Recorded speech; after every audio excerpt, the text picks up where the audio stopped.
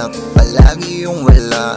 Sabi ko na nga ba, wala akong magawa, kaya ngayon ako ay palaging tulala. Di ko malaman, saan ba ako nababad? Sa tubig maalat, o baka sa kanal lang? Puro patapon ang binibigay mo sa'kin. Gustong ikahon, kaso di ko na babalakin.